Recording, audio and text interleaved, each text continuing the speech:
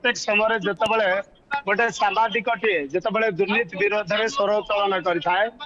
सांबादिकतार जो नैतिकता को सदाबले अवलंबन कौथि ना कौथि गुंडा दारिया थिबा ठिकादार माने आक्रमण करथांती जहाँ आज बड़ खबर प्रतिनिधि भागरे यही सिचुएसन देखा मिलता जदि आपण कहे कि जड़े सांबादिक जो स्वर उत्तोलन करुच्ची प्रति समय ठिकादार कथा कहतु सरकारी बाबू कथा कहतु प्रति क्षेत्र में किए ना किए आक्रमण करने चित्तरंजन आप उपस्थित अच्छा चित्र देखा चाहिए किभଳି भाबरे सामाजिक माने एकाठी होइछंती वर्तमान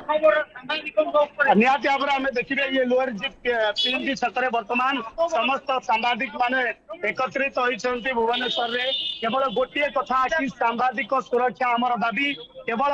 बड़ खबर प्रतिनिधि नुहे विभिन्न सभा विभिन्न गणमाध्यम प्रतिनिधि को यही भाव में आक्रमण कर तो निहाती भाव में फेरबी आसबि कि वरिष्ठ सांबादिक आम सहित जोड़ी होती जे कि प्रमोद भाई भाई कौन कहे जो भाव में सांबादिक मानक एकत्रित भाव में आक्रमण कर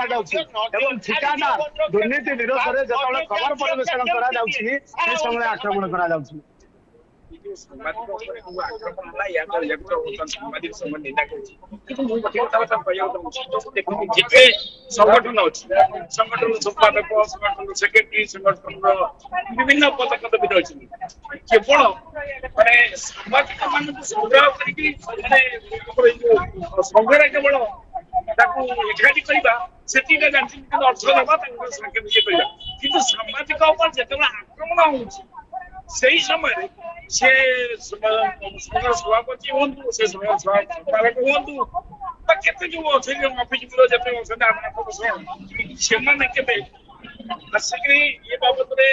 आलोचना करवा प्रशासन सहित आलोचना करवा ये घटना कहीं घटना बर्तमान देखते बलांगीर जो भाव में जन बड़ खबर सामाजिक अत्याचार कर बंगाल कोर्ट बड़ी जहाँ वीडियो आसीला देखी भोजन मरा ये अत्यंत गोटे दुर्भाग्यजनक कथा से कथा बलांगीर जिला प्रशासन ये बाबद जाना भी कौन निरव रही जदि से प्रशासनिक अधिकारी किसी बंगाल कोर्ट आक्रमण कर कौन करता आज संवाद जो परिवेशन कर अत्याचार ग्रामवासी कौन असामाजिक तरफ आगामी दिन में सांबादिक मैंने कलम छाड़ी बंदूक धरिया देखुले कि प्रति क्षेत्र में सांबादिक एभली कहीं आक्रमण करा जाए सब जगह सर गोटे कथा बलांगीर एसपी बाबद में नीरव 4 दिन बीती गला 4 दिन भितर अभियुक्त कुआड़े गला एति सुजोग कहीं दिगला तेरे ये गोटे कथा उठू कि बलांगीर पुलिस अधिकारी पूरा संपूत नहांती तो ठिकादार सहित बलांगीर एसपी बलांगीर दायित्व डीआईजी दायित्व भूमि महोदय तमें कौन एवं पांड्यान कथार परिचालित हो बुझिले सरकारी चाकरी कर सरकार गोटे दरमा नौ तुम एवं से तमिल संगे संपृक्त रही गोटे निरीह सांबादिक को बलांगीर आक्रमण कर कंगारू कोर्ट कर हाथ गोड़ बांधिक जो बाड़ू जदि तुम पुलिस जब रहे चलो छाड़ी दिए सांबादिक को आम कलम धरी शिखु तरुआल भी धरी शिखु तेणु गोटे सांबादिक आक्रमण होती से चोर डकायत जे पांड्यान गोलाम ठिकादार सी ए पर्यंत गिरफ कर कहीं होनी तेणु भूमि महोदय आपण यथाशीघ्र जनातु जे कौ कारण गिरफ करूना पछे कौ राजनेतार हाथ अच्छी कौन से गिरफ होनी न कर हाथ टेकी दिंतु आम जानू जे बलांगीर पुलिस चूड़ी पिंधा दरकार सी बंदूक अंटारे मारा दरकार ना बलांगीर पुलिस कारण बलांगीर पुलिस औकात ना जे गोटे ठिकादार को बांधि सी सांबादिक कौन सुरक्षा देवे तेणु एभली गोटे निर्लज्ज कथा ओडिशार मुख्यमंत्री मोहन माझी महोदय ओडिशार लॉ मिनिस्टर पृथ्वीराज हरिचंदन 3 दिन है गोटे सांबादिक एसपी ऑफिस आगे धारणा में बच्ची बड़ खबर सांबादिक ତା ହାତ ଗୋଡ ବାନ୍ଧିଲେ କଣ କରୁଛନ୍ତି ଆପଣ? କଣ କରୁଛନ୍ତି ଲ ମିନିଷ୍ଟର ଭାଇ? ଯଦି ଆପଣଙ୍କ ମାନଙ୍କ ମନରେ ହୃଦୟରେ ସାମ୍ବାଦିକଙ୍କୁ ସୁରକ୍ଷା ଦେବା ଇଚ୍ଛା ନାହିଁ, କଲମ କଲା ଡିକ୍ଲେୟାର କରିଦିଅନ୍ତୁ ଯୋଉ ସାମ୍ବାଦିକ ନ୍ୟୁଜ ସମ୍ବାଦ ପରିବେଷଣ କରୁଛି ତାକୁ ସିଏ ତାର ନିଜର ସୁରକ୍ଷା ନଉ, ସୁରକ୍ଷା ନିଜେ ତିଆରି କରୁ। ଆମେ ଦେଇପାରିବୁନି। ଆମେ ଜାଣିବୁ ଏ ସରକାର ଆଉ ଏ ପୋଲିସ ସମସ୍ତେ ହଉଛନ୍ତି ଗୋଟେ ଗୋଟେ ନିର୍ଲଜ। ତେଣୁ ଏମାନେ ସାମ୍ବାଦିକଙ୍କୁ ସୁରକ୍ଷା ଦେଇପାରିବେନି। ତେଣୁ ସବୁ ସାମ୍ବାଦିକ ଏକ ହେବା ଦରକାର। କିନ୍ତୁ ବହୁ ଗୁଡାଏ ସାମ୍ବାଦିକ ବଡ ବଡ ୟୁନିୟନ କରିଛନ୍ତି, ସେକ୍ରେଟାରୀ ହେଇଛନ୍ତି, ପ୍ରେସିଡେଣ୍ଟ ହେଇଛନ୍ତି, ଯୋଉମାନେ ସେଇମାନେ କେବଳ ଟଙ୍କା ପାଇଁ ହେଇଛନ୍ତି। ଗୋଟେ ସାମ୍ବାଦିକକୁ ମାଡ ହଉଛି ସୋସିଆଲ ମିଡିଆରେ ତମେ ସବୁ ଦେଖୁଛ, ତା ହାତ ଗୋଡ ବନ୍ଧା ହେଇଛି। ତମେ କୁଆଡେ ଯାଇଛ ବଡ ବଡ ୟୁନିୟନ କରି? ତେଣୁ ଯାହା ଜଣା ପଡୁଛି ତମେ କେବଳ ଟଙ୍କା ଖିଆ ସମ୍ପାଦକ। ଦମ ଅଛି ପାରୁନ, ଛାଡି ଦିଅ। ସାମ୍ବାଦିକ କେମିତି ସୁରକ୍ଷା ଦିଆଯାଏ ତା ବଦଳ କରିକି ଦେଖେଇଦବ। ଆଉ ଗୋଟେ କଥା ସାର୍, ଯେତେବେଳେ ସାମ୍ବାଦିକଟିକୁ ଆକ୍ରମଣ ହୁଏ, ଇଏ ସରକାରଙ୍କର ସଦାବେଳେ କଣ ସାମ୍ବାଦିକ ଯେ ସାବତକୁ ହେଇକି ବଞ୍ଚିବ କି? ନା ତାକୁ କିଛି ସୁରକ୍ଷା ଦିଆଯିବ? କାହିଁକିନା ପ୍ରତି କ୍ଷେତ୍ରରେ ସାବତ ପୁଅର ଅଧିକାରଟି କେବଳ ସାମ୍ବାଦିକ ନେଇଥାଏ। କାହିଁକିନା ସରକାର ବିଭିନ୍ନ ବ୍ୟବସ୍ଥା କଲେ, ବିଭିନ୍ନ ଆଇନ କାନୁନ କଲେ, କିନ୍ତୁ ଗୋଟେ ସାମ୍ବାଦିକକୁ ଯେତେବେଳେ ଆକ୍ରମଣ ହଉଛି ନିରବ ଦଶା ସାଜୁଛନ୍ତି। ୟାର ଭିତରେ ଜିଲ୍ଲାପାଳ କେତେ ନିଦାବିଷ୍ଣୁ ସାଜିଛନ୍ତି ଏବଂ ହାତ ବନ୍ଧା ହେଇଯାଇଛନ୍ତି, ଯାହାକି ଏସପି। ଆଜି ଦିନରେ ଓଡିଶାର କାର୍ଯ୍ୟରତ ଆଇଏଏସ୍ ଆଇପିଏସ୍ ଏମାନେ ଆଜି ବି ସେ ଦକ୍ଷିଣ ପାଣ୍ଡିଆନ କଥାରେ ପରିଚାଳିତ ହଉଛନ୍ତି। ତେଣୁ ସେଥିପାଇଁ ସାମ୍ବାଦିକ ମାନେ ଅସୁଖ। ସାମ୍ବାଦିକ କେବେ ବି ସୁରକ୍ଷା ପାଇବେନି। ସେ ବିଜେଡି ସରକାର ଗଲା ଦେଇପାରିଲାନି, ଇଏ ମୋହନ ସରକାର ବି ସୁରକ୍ଷା ଦେବା ପାଇଁ ପ୍ରସ୍ତୁତ ନୁହଁ। ତେଣୁ ସାମ୍ବାଦିକ ଯଦି କରିବାକୁ ଚାହୁଁଛ ତାହେଲେ ମୃତ୍ୟୁକୁ ଆପଣେଇ ନିଅ। ଯେ ମୁଁ ମରିବି ପଛକେ ସତ୍ୟ ପ୍ରକାଶ କରିବି, ତାହେଲେ ମରିବ, ନହେଲେ ଲଢିବ। କିନ୍ତୁ ସୁରକ୍ଷା ମାଗ ନାହିଁ ଏ ସରକାରଙ୍କୁ। ଏମାନେ ଦେଇପାରିବେନି ସୁରକ୍ଷା। କାରଣ ଓଡିଶା ସରକାର ଯିଏ ବି ରହିବ, ସାମ୍ବାଦିକ ହଉଛନ୍ତି ତାର ଶତ୍ରୁ, ସାମ୍ବାଦିକ ହଉଛନ୍ତି ସାବତ ପୁଅ ଓଡିଶା ସରକାର ପାଇଁ। ସେଥିପାଇଁ ସାମ୍ବାଦିକଙ୍କୁ ମାଡ଼ ହେଲେ ସରକାର ନିରବ ରହୁଛି। ନିହାତି ଭାବରେ ଦେଖୁଥିଲେ କି ଓଡିଶାରେ ଯେଉଁଭଳି ଭାବରେ ସାମ୍ବାଦିକକୁ ଆକ୍ରମଣ କରାଯାଉଛି ଅତି ନିନ୍ଦନୀୟ। ଆପଣ ଯଦି ଯିବେ କି ଦିଲ୍ଲୀ ଭଳିଆ ଜାଗାରେ ଏତେ ମାରାତ୍ମକ ନୁହନ୍ତି, କିନ୍ତୁ ଏଠି କାହିଁକି ଏଭଳି କରାଯାଉଛି? ଓଡିଶାରେ କଣ ପାଇଁ ସାମ୍ବାଦିକ ପ୍ରତି ଏତେ ନିଷ୍ଠୁରତା? ତେବେ ଦୁର୍ନୀତି ଖବର ପରିବେଷଣ କରିବା କଣ ଗୋଟେ ସାମ୍ବାଦିକର ଭୁଲ ଅଛି? କିନ୍ତୁ କଣ୍ଠରୋଧ କରିବା ପାଇଁ ଏ ଅଧିକାର ଦେଲା କିଏ? ଅନ୍ୟ ଦିଗରେ ଦେଖିବା ସାଂସଦ ବିଷୟରେ କଣ କହିବେ? ଆପଣ ବିଭିନ୍ନ ସମୟରେ ଦେଖିଛନ୍ତି ସାମ୍ବାଦିକ ଆକ୍ରମଣ ଗୋଟେ ନୀତିଦିନିଆ କଥା ହେଇଗଲାଣି, କିନ୍ତୁ ଏ କ୍ଷେତ୍ରରେ ସରକାର କାହିଁକି ଅଣ୍ଟା ଭିଡୁନାହାନ୍ତି? କାହିଁକି ଏ ଦିଗରେ କଠୋର ପରିଶ୍ରମ ଯାଇକି ପଦକ୍ଷେପ ନେଉନାହାନ୍ତି? ଆମେ ବୁଝିପାରୁନୁ କାହିଁକି ସରକାର ନିରବ ରହିଛନ୍ତି। ସାମ୍ବାଦିକଟିଏ କେତେ କଷ୍ଟ କରି ଖବରଟେ ଆଣିବ, ଗୋଟେ ଖରା ବର୍ଷା ଶୀତରେ କାମ କରିବ, ସରକାର ଏବଂ ସାଧାରଣ ଲୋକ ପାଇଁ କାମ କରିବ। ତାକୁ ଏମିତି ବର୍ବରଚିତ ଗଣତନ୍ତ୍ର ରାଷ୍ଟ୍ର ଆମର, ମାନେ ଏଇ ବର୍ବରଚିତ ଭାବରେ ଅମାନୁଷିକ ଉପରେ ଆକ୍ରମଣ ହବ, ଏଇଟା ଆମେ ଭାବିପାରୁନୁ, ଏଇଟା କଳ୍ପନାର ବାହାରେ। ସରକାରଙ୍କ ପାଖରେ ଦୃଢ ଦାବି ଉପସ୍ଥାପନ କରୁଛି, ତୁରନ୍ତ ଦୋଷୀଙ୍କ ବିରୁଦ୍ଧରେ ଏବଂ ଉପଯୁକ୍ତ ନ୍ୟାୟ ପ୍ରଦାନ କରାଯାଉ। ସେ ଆମର ବିଜୟ ପ୍ରଧାନ ଯିଏ ସାମ୍ବାଦିକ ଅଛନ୍ତି ତାଙ୍କୁ ଆଉ ସମସ୍ତେ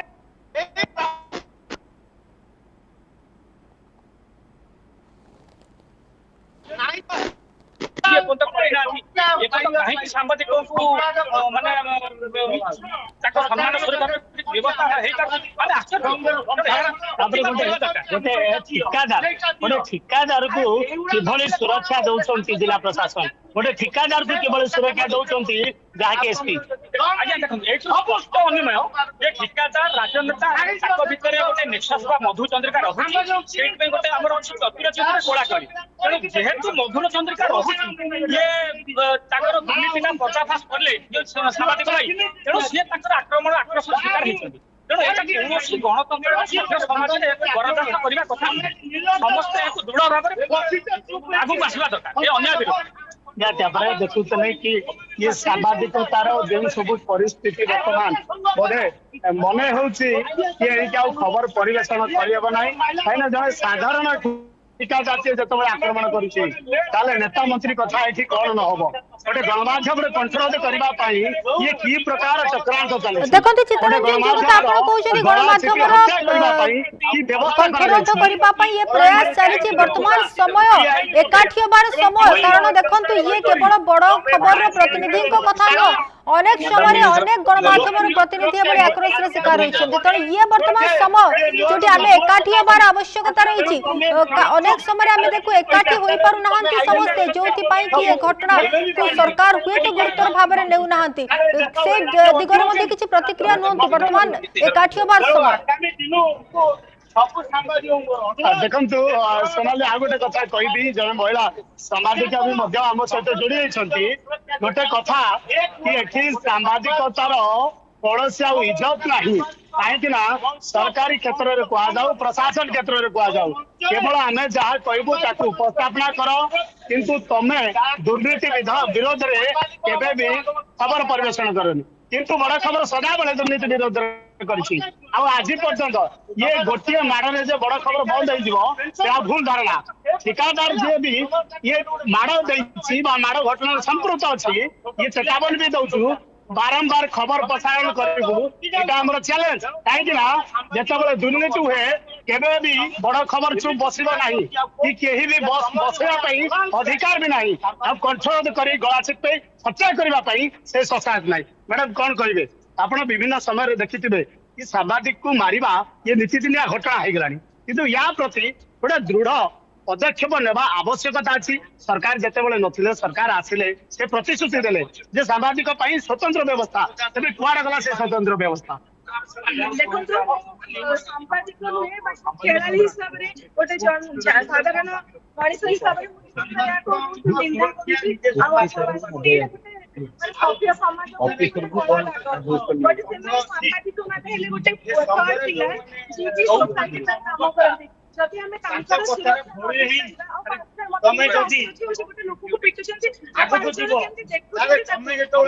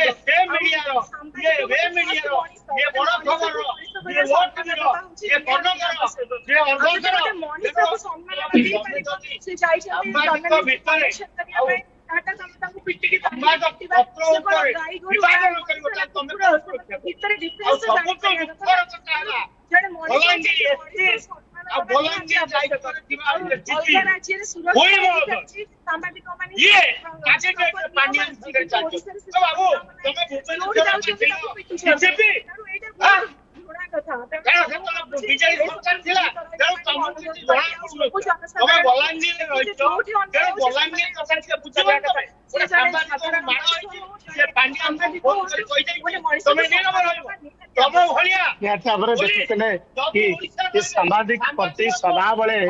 जो भाव में बर्बरता ये बर्बरता कांड ठी आहरी भयानक हो पारे कहीं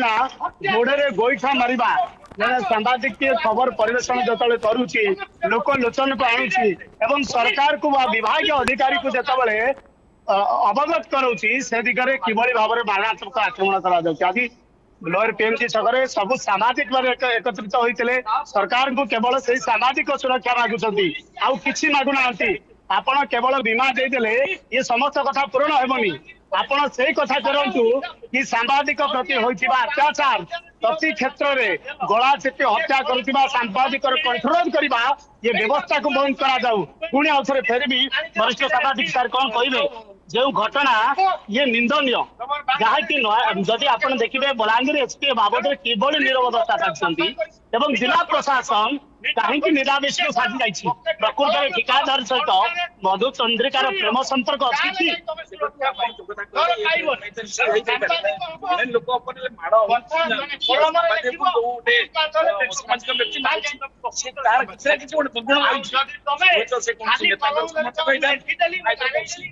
ମାନେ ପ୍ରଶାସନିକ ଅଧିକାର ସମସ୍ତେ ରହିଥାନ୍ତି ଗୋଟେ ରହିଥାଏ ବଡ ସଂଗଠନ ରହିଥାଏ ବ୍ୟବସ୍ଥା କଥା କରିଦେବ ହଉଛି ତମେ ତାକୁ ମାର କି ଏଇ ଯୋଉ ଘଟଣା ଘଟିଲା ଏ ବାବଦରେ ଯଦି ବଲାଙ୍ଗୀର ଓଡିଶାରେ ଯେତେ ପୁଲିସ ହଉ ବେଇମାନ ମାନେ ଚାହିଁଥିଲେ କାର୍ଯ୍ୟାନୁଷ୍ଠାନ ନେଇଯାଇଥାନ୍ତେ ସାମ୍ବାଦିକ ପଛରେ କଣ କାରଣ ରହିଛି କାହାର ଚାପ ରହିଛି ଆପଣ ଏଠି ବର୍ତ୍ତମାନ ଚିନ୍ତାର ବିଷୟ ପୁଣି ଚାଲିଛି କି ଅମଳା ଶାସନ ସାରେ ଅମଳା ଶାସନ ଦୂର କରିବା ପାଇଁ ଯୋଉ ବ୍ୟବସ୍ଥା କରାଯାଇଥିଲା ପୁନରାବୃତ୍ତି କରାଗଲା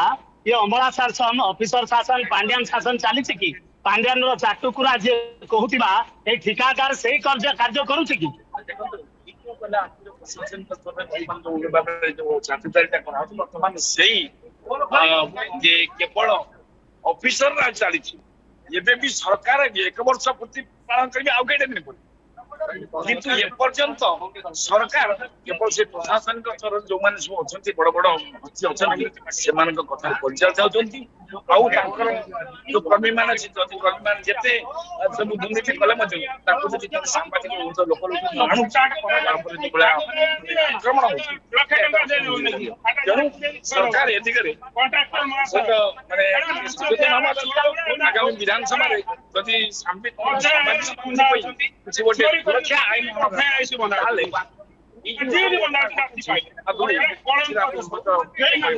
ନିହାତି ଭାବରେ କି ସେତେବେଳେ ସେଠିକା ସ୍ଥାନୀୟ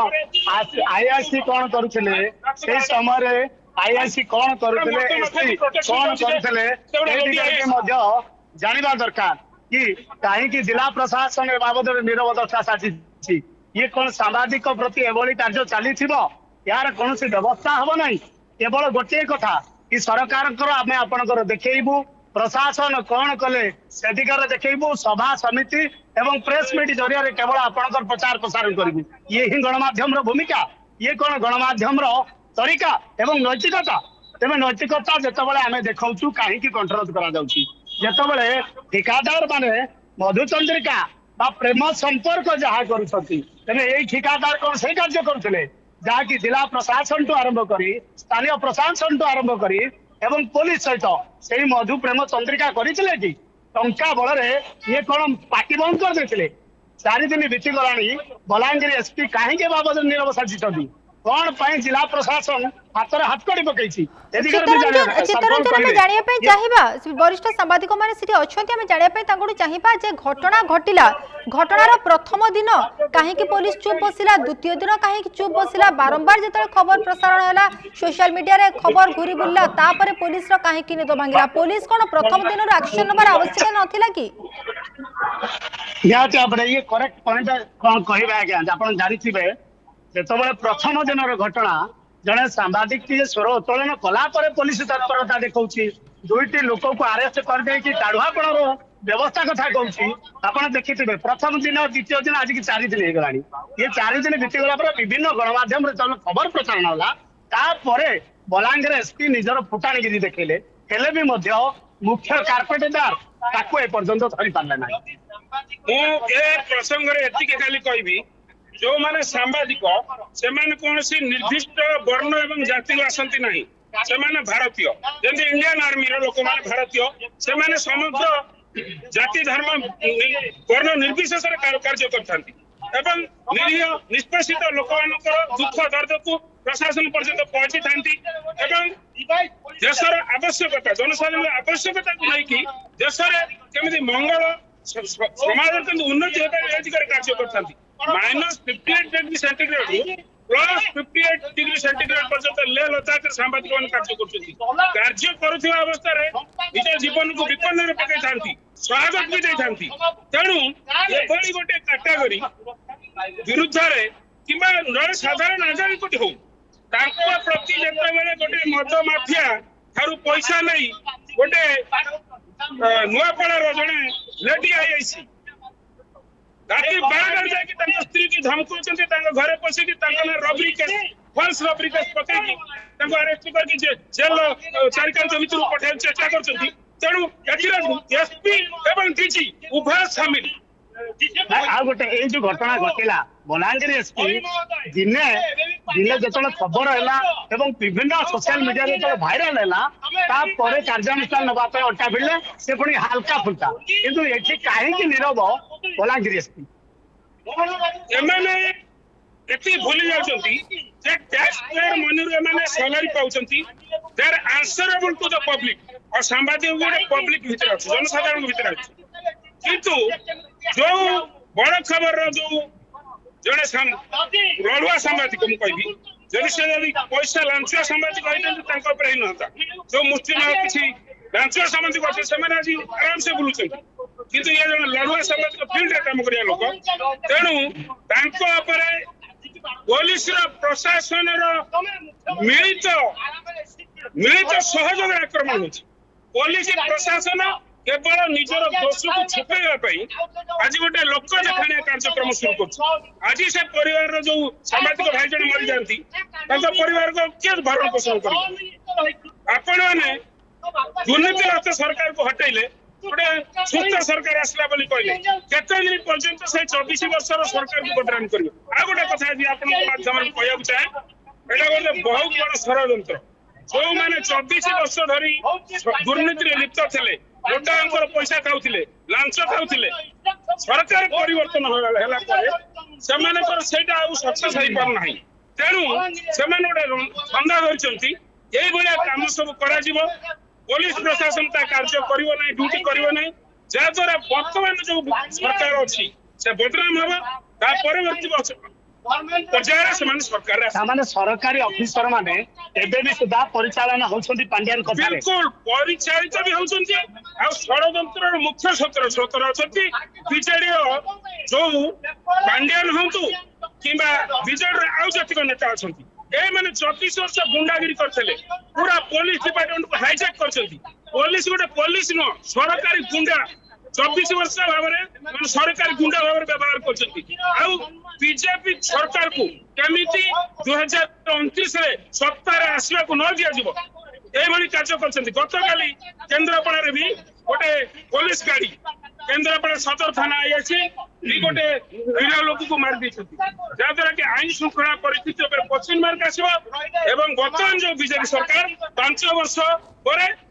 ताको गादीच्युत करिया एरा गोटे षड़यंत्र यहाँ तापर आपण देखुथिले कि सोनाली सदा बेले प्रतिवाद रो सदा बेले उत्तोलन होछि केवल गोटे कथा जे गणमाध्यम रो कर्तव्य एवं नैतिकता जेतबेले देखाए बा जेतबेले लांच न नहीं खबर परिवेषण करथाए सेतबेले एभली आक्रमण रो शिकार लाग करथाए आ ए कथा भी साधारण रे जा चर्चा होछि कि बलांगीर एसपी काहे कि नीरव होइछंती एबे भी कोन से बीजेडी शासन